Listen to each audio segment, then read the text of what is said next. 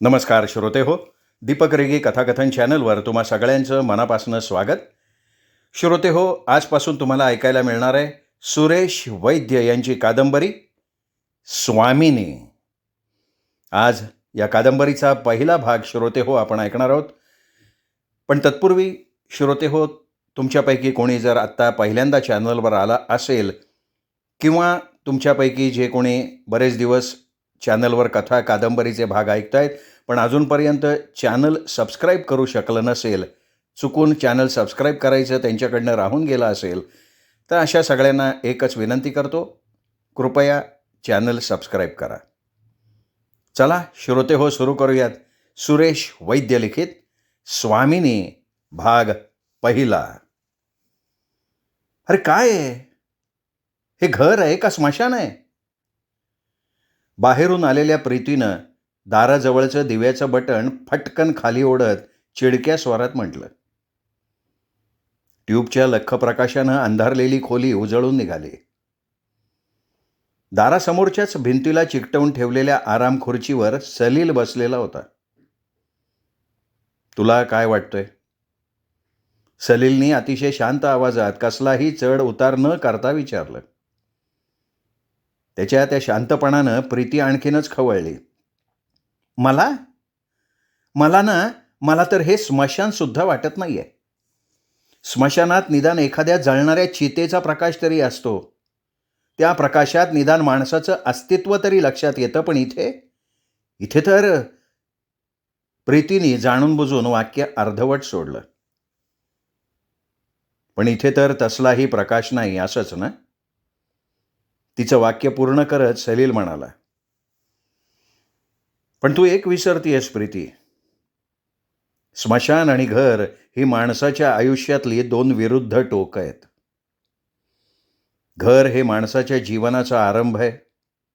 त्या घरातच माणूस घडतो, सुखदुःखाचे क्षण अनुभवतो. स्मशान हा त्याच्या जीवनाचा शेवटचा टप्पा आहे. तिथे त्याचं अस्तित्वच संपतं. आणि ज्या प्रकाशाबद्दल तू बोलतीयस त्याला प्रकाश नाही म्हणत, त्या असतात माणसाच्या देहाची राख करणाऱ्या ज्वाला. बोलताना सलीलचा स्वर विलक्षण विषण्ण उदास झालेला होता. प्रीती काही न बोलता केवळ कपाळावर आठ्या घालून त्याच्याकडे बघत होती. सलीलच पुढे म्हणाला. या चितेच्या ज्वाला एक वेळ परवडल्या, कारण त्या एकदाच भडकतात. माणसाची सगळ्या यातनातून सुटका करून टाकतात. पण जेव्हा माणूस आतल्या आत जळत राहतो, जिवंतपणीच मरणाच्या यातना भोगत असतो, तेव्हा तू म्हणतेस तसं घराचं स्मशान व्हायला फारसा वेळ नाही लागत प्रीती. घराचं स्मशान व्हायला आधी ते घर असावं लागतं. या दोन टिचभर खोल्यांना तू घर म्हणतोस? काहीशा कुत्सित स्वरात प्रीती म्हणाली. बरोबर आहे तुझं. मी विसरूनच गेलो होतो की तुझ्या दृष्टीनं घर फक्त चौरस मीटरमध्ये मोजायचं असतं, नाही का? घरात राहणाऱ्या माणसांपेक्षा सिमेंट विटांनी बांधलेलं सुबक देखणं घर जास्त महत्वाचं. अर्थातच, काहीशा ठाशीव स्वरात प्रीती म्हणाली. या अशा खुराड्यातून राहणाऱ्या लोकांना कसलंही अस्तित्व नसतं, कसलीही महत्वाकांक्षा नसते. महत्वाकांक्षा म्हणजे काय ग प्रीती? फक्त पैसा कमावणं आणि या विधिनिषेध न बाळगता कमावलेल्या पैशाच्या जोरावर दुसऱ्याचा अपमान करणं, त्याला तुच्छ लेखणं. सॉरी प्रीती, तुझं ह्यालाच महत्वाकांक्षा म्हणत असशील. यातूनच माणसाचं अस्तित्व जाणवतं असं तुला वाटत असेल तर मला तुझी कीव वाटते. सलीलच्या बोलण्याचा रोख कोणाकडे आहे याची नेमकी कल्पना आल्यामुळे प्रीती नकळत ओरडली होती. भावाच्या घरून आलेली दिसतीयस. हो, भावाच्याच घरून आली आहे. माझ्या भावाच्या घरून. कारण तुला तर भाऊ बाप कोणीच नाहीये ना प्रीती? खुर्चीच्या हातावरचा पंजा घट्ट आवळत सलील ओरडला. आता का ओरडतोयस? माझा भाऊ तुझाही कोणीतरी लागतोय. आणि जर तू त्याचा आदरानं उल्लेख करू शकत नाहीस, मी तरी मग का कोणाची पर्वा करायची सांग ना. कोणाशी आदराने कसं वागायचं याची तुझ्या भावाला माहिती आहे. आदर प्रत्येकाने आपल्या आपल्या वागण्यानं मिळवायचा असतो. जो दुसऱ्याचा आदर करत नाही त्यांनीही तशी दुसऱ्याकडनं अपेक्षा करू नये. आदर आदर म्हणजे तू काय समजतेस ग? खुशामत, जी हुजुरी, का दुसऱ्याचं पाय चाटणं? स्वतःचं सत्व विसरून कुणापुढे लोटांगण घालणं म्हणजे आदर का? जे तुझ्या भावाला माझ्याकडनं अपेक्षित आहे, जे मी करावं अशी तुझी ही अपेक्षा आहे, हेच म्हणते मी. हे सगळे ना तू स्वतःच निर्माण केलेले विचार आहेत. आणि असले विचार तुझ्या मनात निर्माण होण्यामागचं कारण, तुला माझ्या भावाच्या श्रीमंतीचा हेवा वाटतो. तू जळतोस त्याच्यावर. तुला शरम वाटते रे तुझ्या गरिबीची, म्हणून आतल्या आत तू कुडतोयस. का?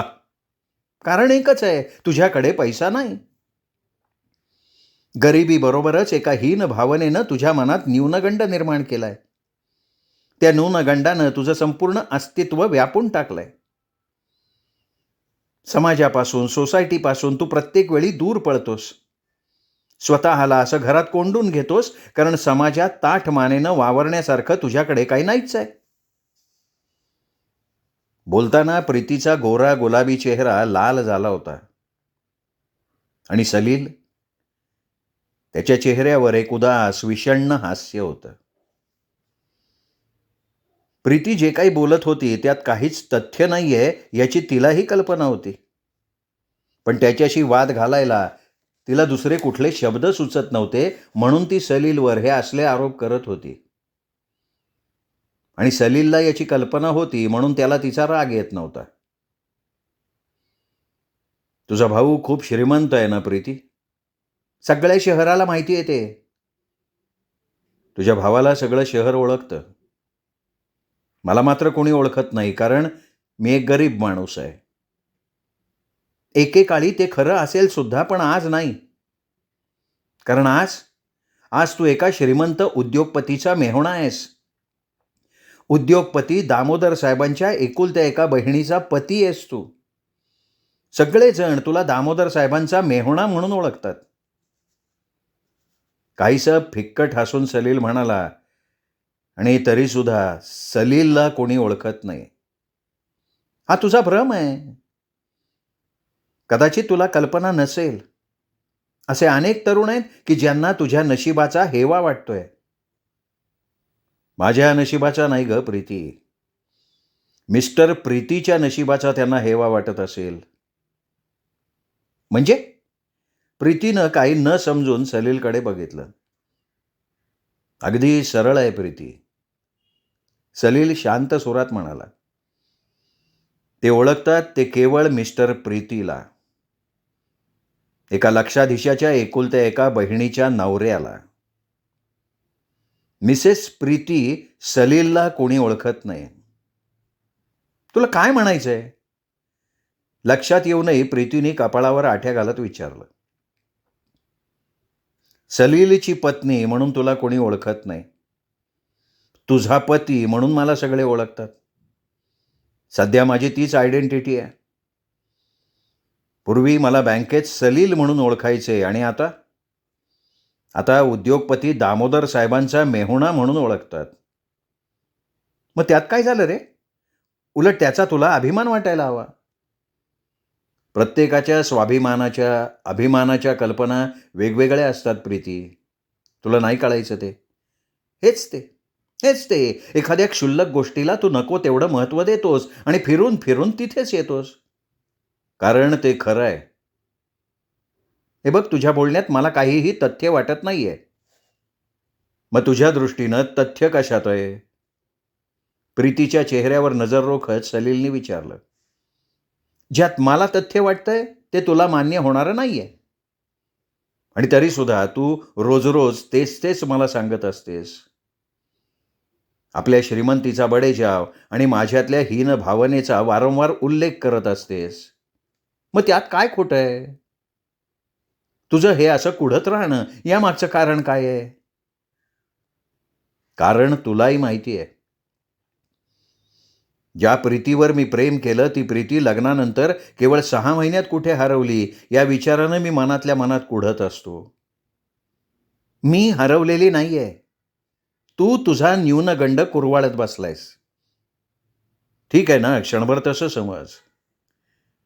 पण माझ्यात हा न्यूनगंड कोणी निर्माण केला? तूच ना? तूच सतत मला माझ्या गरिबीची आठवण करून देतीयेस. मग त्यात खोटं काय आहे? नाहीये ना? नाहीये ना? मग तू अजूनही का राहतीयेस या 2 खोल्यांच्या खोराड्यात? कोणी तुला जबरदस्ती केलीये इथे राहायची? का जात नाहीस आपल्या भावाकडे? काय ठेवलंय काय माझ्याकडे? आणि रोज-रोज माझ्या गरिबीची टिंगल करून तुला काय मिळतं गं? कशासाठी तू माझ्याशी हा उभा दावा मांडलायस? नकळत सलीलचा आवाज चढला होता. त्यातच एक विषादाची दुखरी छटा होती. प्रीतीचं सगळंच वागणं आता त्याच्या सहनशक्तीच्या पलीकडे चाललं होतं. हे बघ, दावा मी नाही, तूच माझ्याशी मांडलायस. मी? मी कसला दावा मांडला तुझ्याशी? तू मला सगळ्यांसमोर मान खाली घालायला लावतोस. क्लबमध्ये, मित्रमैत्रिणी तुझ्यामुळे माझं हसू होतंय. माझ्यामुळे तुझं हसू होतंय? हो, तुझ्यामुळे. कारण मी तुझ्याशी लग्न केलं. तुझी प्रत्येक गोष्ट माझ्या नावाशी जोडली जातीये. तुझ्या नावाशी जोडली जातीये कारण मला नावच नाही ना प्रीती. आणि तेच तर माझं खरं दुःख आहे. माझ्यामुळे जिथे तुझं हसू होतंय तो तुझा क्लब, तुझ्या मित्रमैत्रिणी तू सोडू शकत नाहीस? मी तुझा पती आहे. लग्नानंतर तुझं खरं घर, तुझा समाज हा माझ्याशी जोडला गेलाय. पण तुझ्या श्रीमंत सोसायटीतली नैतिक अनैतिकतेची पर्वा न करणाऱ्या गोष्टी, तुझा क्लब, तुझे मित्रमैत्रिणी तुझ्या डोक्यात नको त्या गोष्टी भरवतात आणि त्याच खऱ्या समजून तू माझ्याशी वाद घालतेस याचं मला दुःख होतंय. प्रीती, आजवरच्या आयुष्यात मी तुझ्या इतकं प्रेम कुणावरच केलेलं नाही. माझी प्रत्येक इच्छा, माझ्या आयुष्यातली प्रत्येक घटना तुझ्याभोवती मी केंद्रित केली होती. तुझ्या संगतीत मी स्वप्नांचा एक महाल उभा केला होता. त्या महालात तू आणि मी, फक्त आपण दोघे होतो. इतर कुणाला तिथे प्रवेश नव्हता. पण पण प्रीती, तुला माझ्या प्रेमाची किंमत कधी कळलीच नाही. माझ्या ह्या स्वप्न महालाला ठोकरून तू इतरांच्या मागे धावत सुटलीस. तुझ्या त्या तथाकथित सोसायटीच्या हातचं खेळणं बनलीस तू. लग्नापूर्वी दिलेली सगळी वचनं, सगळे शब्द तू फक्त 6 महिन्यात अडगळीत टाकून दिलेस. प्रीती, अजूनही वेळ गेलेली नाही. सावर स्वतःला. तुझ्यासाठी मी इतर काहीही करू शकतो, पण स्वतःचं स्वत्व मात्र मला विकायला लावू नकोस. मी तुझ्या भावाचा आदर करू शकतो, त्यांना योग्य तो मान देऊ शकतो, पण त्यांच्यापुढे स्वतःला हीन समजून वाकू शकत नाही.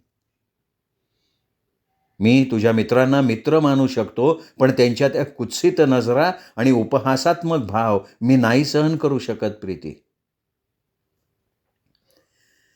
अरे बाबा, तू लेखक आहेस. तुझे हे आदर्शवादी पुस्तकी विचार मला न समजणारे आणि त्याहीपेक्षा न पेलणारे आहेत.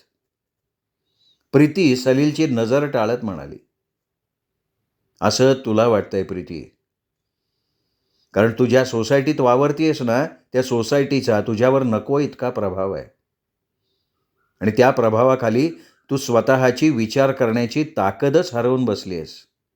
असं तुला वाटतंय रे. हेच मी तुझ्या बाबतीत म्हणू शकते. माझ्यावर इतरांचा प्रभाव आहे, तसाच तुझ्यावर जुन्या बुरसटलेल्या आदर्शवादाचा प्रभाव आहे.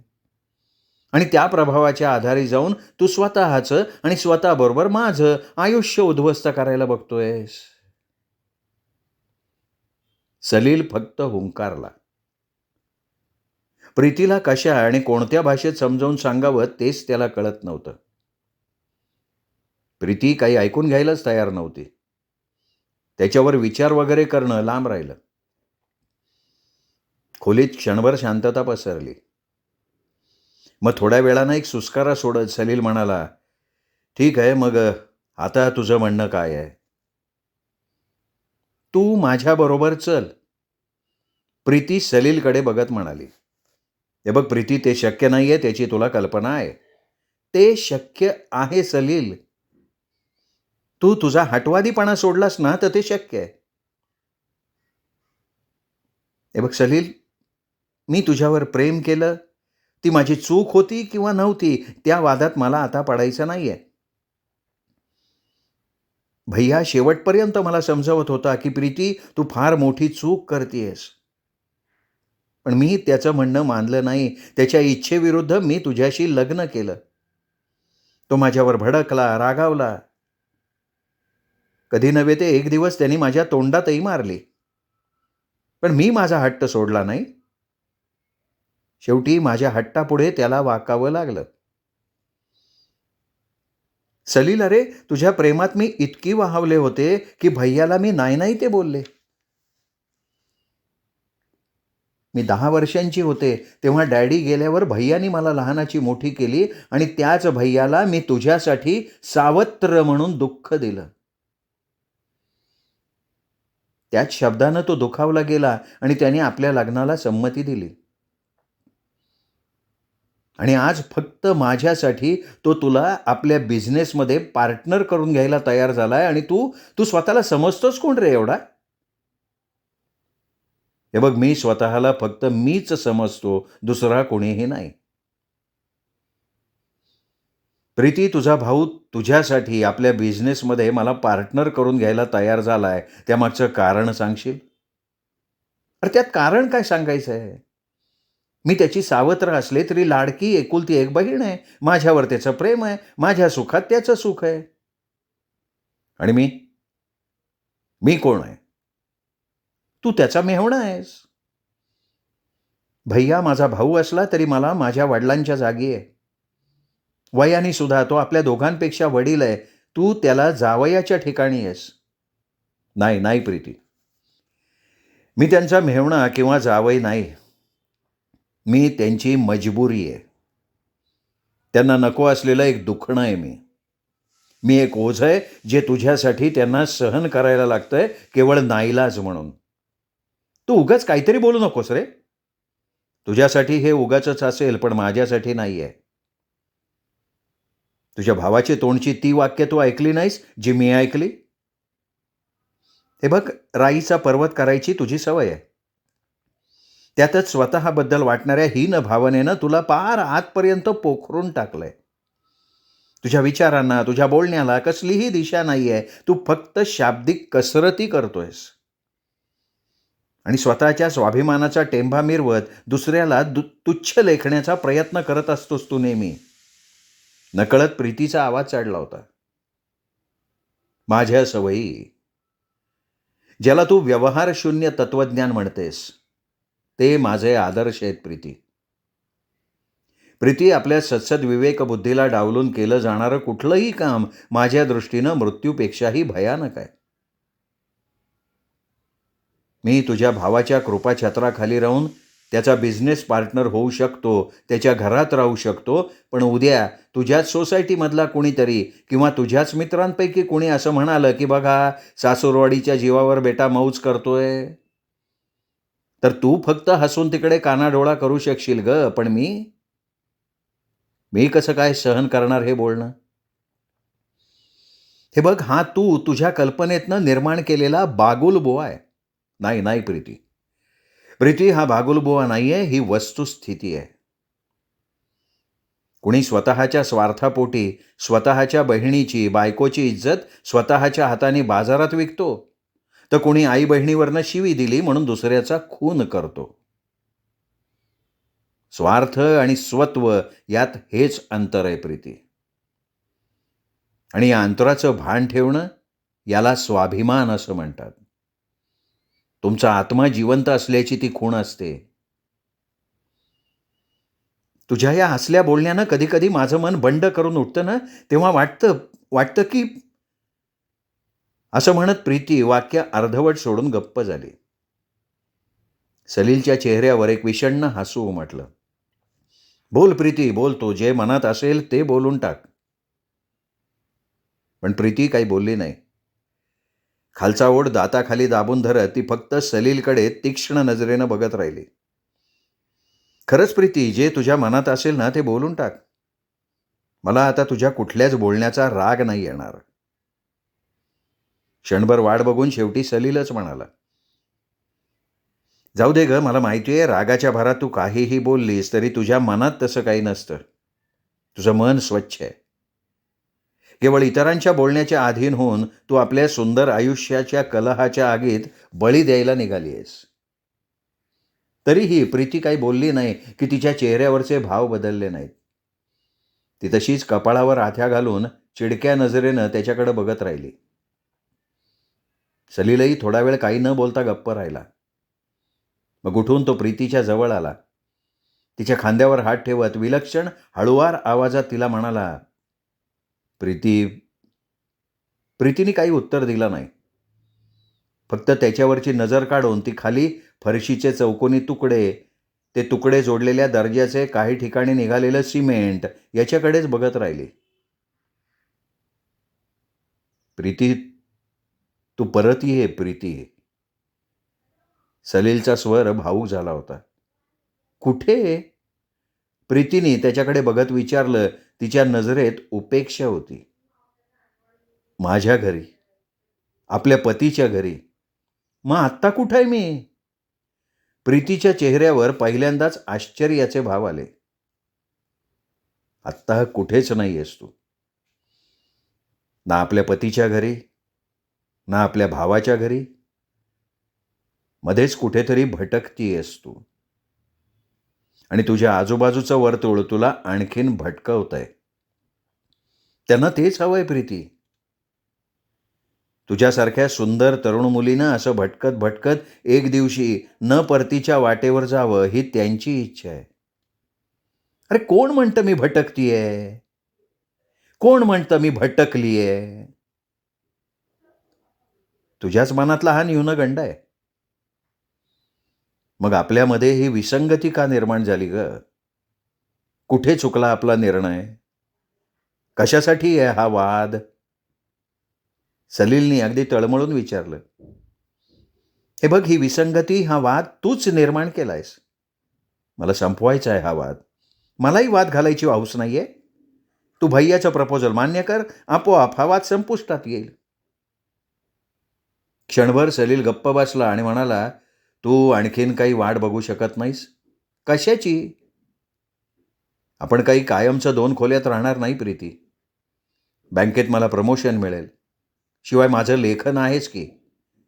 आंतरबँक नाट्य स्पर्धेत माझ्या नाटकाला पहिलं बक्षीस मिळालं आहे. मला खात्री आहे आज ना उद्या मी एक यशस्वी नाटककार होऊ शकेन. अरे या सगळ्याला खूप वर्ष लागतील. शिवाय हे सगळं जर तरच आहे. आयुष्य स्वप्नावर नाही चालत सलील. ज्याच्या पुढे काही मार्ग नाही ना, त्यांनी स्वप्न अवश्य बघावीत. पण समोर मार्ग असून केवळ स्वप्नावर जगणारा माणूस हा माझ्या दृष्टीनं मूर्ख आहे. सलील मनातनं दुखावला गेला. तिने चक्क त्याची मूर्खात गणना केली होती. तरीही तो विलक्षण शांत स्वरात म्हणाला, क्षणभर तुझं म्हणणं आपण खरं मानू प्रीती. हा सगळा जर तरचा मामला आहे. पण एक गोष्ट तुलाही मान्य करायला हवी, मी गरीब आहे, पण इतका गरीब नाही आहे की तुला 2 वेळचं व्यवस्थित जेवणही घालू शकत नाही. माझ्याकडे तुझ्यासारखा मोठा बंगला नाहीये, पण मी तुला फुटपाथवर सुद्धा ठेवलेलं नाहीये. आणि तुला हेही मान्य करायला हवं प्रीती की मी तुझ्यासाठी, तुझ्या सुखासाठी कुठलीही कसर बाकी ठेवत नाही. मला जेवढं आणि जितकं शक्य आहे तेवढं सुख देण्यासाठी मी सतत धडपडत असतो. अरे केवळ 2 वेळचं पोटभर जेवण मिळालं म्हणजे झालं असं नाही ना सनील. तशी तर कुत्री मांजरी सुद्धा आपली पोटं भरतात. माणसाला त्याही पुढे आणखीन काहीतरी हवं असतं. माझी तुझ्याबद्दल कसलीही तक्रार नाही आहे प्रीती. लग्नापूर्वी तू ज्या काही शब्द, जी काही वचनं दिली होतीस त्याचा उल्लेख करून मी तुला खोटं पाडू इच्छित नाही. फक्त एवढंच म्हणतो की जो निर्णय तू घेतलास तो सर्वस्वी तुझा होता. बोलता बोलता सलील नकळत अलिप्त झाला होता. हो, आणि आज मलाही वाटतंय की तो माझा सगळ्यात मोठा मूर्खपणा होता, सगळ्यात मोठी चूक होती. पण मी असं नाही कधीच म्हणणार. आज माझ्याकडे तुला हवं ते द्यायची ताकद नाही आहे, पण एक ना एक दिवस मी तुझी प्रत्येक इच्छा पूर्ण करीन अशी मला खात्री आहे. फक्त त्यासाठी मला थोडा वेळ दे प्रीती. तुझ्या स्वप्नांना देण्याइतका माझ्याकडे वेळ नाहीये रे. काही क्षण असे असतात की ते त्या वयातच उपभोगायचे असतात. वय सरल्यानंतर त्या सुखाचा आस्वाद घेण्याइतकं मन तरुण राहतं असं नाही ना. अगं तुझ्या प्रेमाच्या जोरावर, तुझ्या सोबतीनं मी मोठमोठी स्वप्न बघतोय प्रीती. तुम्हाला साथ नाही देणार. तू फक्त स्वप्नच बघतोयस. मी ती स्वप्न प्रत्यक्षात उतरवण्याची तुला संधी देतीये. तू मला साथ दे, माझं म्हणणं मान्य कर. प्रीती, तुझं म्हणणं मान्य करणं म्हणजे स्वतःच्या हाताने स्वतःचा मृत्यूलेख लिहिणं. प्रीती, थोडासा विचार कर. दुसऱ्याच्या पैशाच्या जोरावर बांधलेला राजवाडा सुद्धा कधी कधी आपल्या सुखाचं, आपल्या आनंदाचं स्मशान बनवू शकतो. पण आपल्या प्रेम आणि हिमतीच्या जोरावर बांधलेलं घर कधीही कोसळून पडत नाही. पण माणूस मात्र नक्कीच कोसळून पडतो. प्रीती काहीशा व्यंगपूर्ण स्वरात म्हणाली. अशा माणसांचा स्वतःच्या कर्तृत्वावर, स्वतःच्या प्रेमावर मुळीच विश्वास नसतो. अशा माणसांचं प्रेम एक देखावा, एक ढोंग असतं. आजच्या युगात आत्मा आणि स्वतःच्या सत्सद विवेक बुद्धीचा डंका वाजवणारा माणूसच एक नंबरचा ढोंगी असतो सलील. तो दुसऱ्याला तो फसवत असतोच, पण स्वतःला सुद्धा तो फसवतच असतो. प्रीती, याचा अर्थ असाही होऊ शकतो तुझा माझ्यावर विश्वास नाही. अरे तुझे आदर्श, तुझे सिद्धांत याच्यावर माझा विश्वास नाहीये रे. हे बघ, मला जगायचंय. माझ्या सोसायटीत, माझ्याच समाजात राहून मला जगायचंय आणि त्यासाठी मला त्यांच्यासारखंच राहायला हवं. स्वप्नांच्या दुनियेत जगणं मला शक्य नाही सलील. ठीक आहे, ठीक आहे, मीही तुझ्यावर तशी जबरदस्ती करणार नाही. पण एक गोष्ट लक्षात ठेव प्रीती, आयुष्य केवळ स्वतःसाठी जगायचं नसतं. स्वतःसाठी जगणाऱ्या माणसाच्या वाट्याला येणारी सुख क्षणिक असतात. ती भोगून झाली ना की कापरासारखी भुर्रभुर्र जळून जातात. प्रीती, यावर काय बोलावं, काहीतरी झणझणीत बोललं पाहिजे याचा विचार करत होती आणि त्याच वेळेला बाहेरून कारचा कर्णकर्कश हॉर्न कोणीतरी वाजवला. सलीलच्या चेहऱ्यावर एक कडवट हास्य उमटलं. जा प्रीती, जा. जा आता. तुझा समाज, तुझी सोसायटी तुला बोलवतीये. त्यांच्या दृष्टीनं आयुष्यातले एवढे मौल्यवान क्षण तू वाया घालवणं मूर्खपणाचं आहे.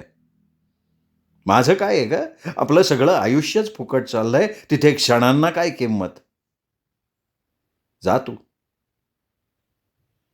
खरं तर प्रीती नुकतीच परत आली होती.